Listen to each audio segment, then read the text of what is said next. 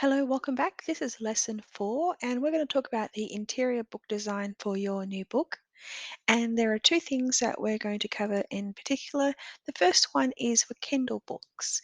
Both Kindle and paperback have a different interior design and layout. The Kindle is not so flexible, the paperback is a lot more flexible. So if you wanted both books to look exactly the same, start with the Kindle version and then give the designer for the interior who's doing the paperback that image and what it looks like, and then they'll be able to copy that for your paperback version. It's not necessary for you to have both looking exactly the same, but it is necessary for the information to be the same across both books if they're both the same title and content. So when we're looking at a Kindle design, Amazon do provide a Kindle book formatting tool. It's not great. It's a little bit buggy and it does seem to come and go. Sometimes it works really well and sometimes it doesn't. And if you're not used to putting books together on Kindle, it can be a bit fiddly. But all the same, I have provided a link for you to access the Amazon Kindle book tool for free, or you can go onto Fiverr or Upwork and get someone to do it for you. Personally, you might spend a week trying to format the Kindle yourself. It'll only take the designer 2 days, 1 to 2 days, about 4 to 5 hours to do it for you. So it's much better just to pay someone $100 or however much they charge to do it for you, and it would look really good. So here are some points here regarding Kindle's design. We look at a few things. One is the style of the text, the other is the layout and the size of the font. When people are buying Kindle books, they're buying it to view on their mobile phone, their Kindle reader, perhaps it's a computer or a tablet device. So, what Amazon will do with a Kindle is they will dynamically resize it to suit the device. But more importantly, what I have learned to be the biggest lesson when you're doing Kindle is to ignore the device and keep the formatting really tight because Amazon will split it anywhere in here as it needs to fit the device it's going onto. So don't try and make it fit perfectly for a mobile phone or a tablet because it will just turn into a big mess with lots of breaks and spaces in it. If you're getting someone to do it for you, though, they will know exactly what to do to make it fit for purpose for dynamic sizing. The next layout we're going to talk about is the interior book design for a paperback. Here you can see an example. On the left hand side is the before, and on the right hand side is the after. Just as much as design and thought goes into the Kindle version, the same can be done for the paperback. The book template that I've given you is a very simple book template without any fancy formatting design, but it is the right layout and it has everything that you need. Again, I recommend you go to an outsourcer. You outsource this to a freelancer on Fiverr or Upwork, and they'll be able to do an absolutely beautiful job for you for your book for less than a couple of $100.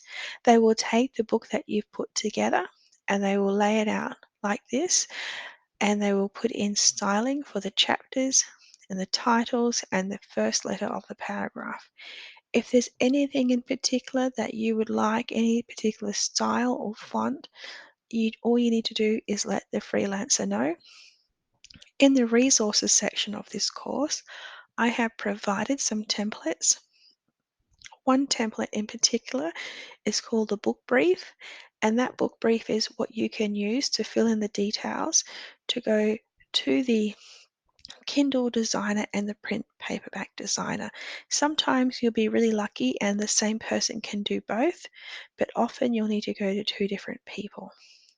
Now, the next thing that you need to know is everything needs to be done in a sequential order. As you have seen before with editing, proofreading and concept is first, it's followed by editing and any grammar corrections second.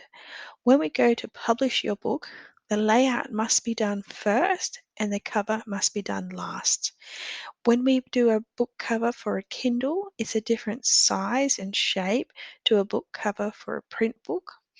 And the designer who designs the print book cover, that design will change depending on how many pages are in the book.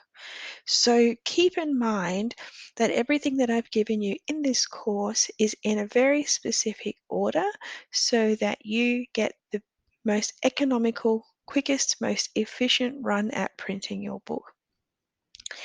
If you are lucky enough to find a designer who will do the interior and exterior design, they will know how to count the pages and get the right sizing of the book cover.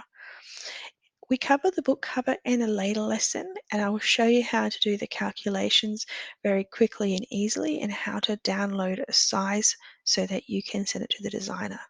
Most important for this lesson, what you need to know is the order and sequence of work that you need to do. And here it is here.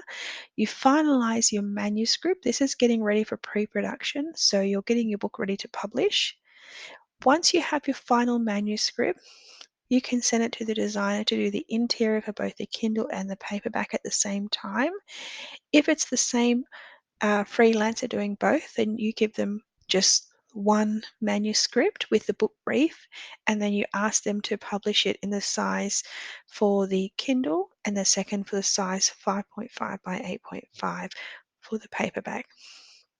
If you're publishing a book that has lots of photos and images, you may like to consider a larger size. That would be probably someone who's doing a recipe book or um, a photography book, something where you have a lot of large size images because a small book it'll be very difficult to see those images. The next one is once your interior is done, it's time to get your Kindle cover and your print cover done. Kindle covers are all the same one size, but print covers are variable depending on how many pages and the type of paper that you choose. That's why it's important to get your paperback interior design completed, and then we go over to the Kindle calculator to calculate it. So this is how it works when you're getting a book cover design. Sorry, this is how it works when you're getting the interior design done for your Kindle. It starts with you. You can come up with a few ideas of what you like. Within this course, I have provided a link to some templates for book covers within Canva that you can play around with. You can download the book covers and you can change the title and change the font and change the images, and it gives you a bit of time to sort of get your ideas out and see what looks good and what doesn't look good. If you are stuck and you're not feeling particularly creative, use your brand colors and your brand style as the basis for how you choose your book cover, and then the interior, make sure that you're aligned to your brand as well. Interior of the paperback is exactly the same. You'll outsource it to professional freelancers. You'll need to give them the size of the book. I recommend the 5.5 by 8.5 size, and that's the size of the template that I provided to you. You can also ask them for a couple samples of their work or the styles that they provide as standard with their package. It's also nice to go to your bookshelf, take a look at a handful of books that you like in there and see if there's anything that takes your fancy. And if there is, just scan a copy of one page and send it to them and ask them to make a script or a format like that. I hope you found that helpful. In the next lesson, we're going to cover the exterior book design, and that's your book cover and what you need to do.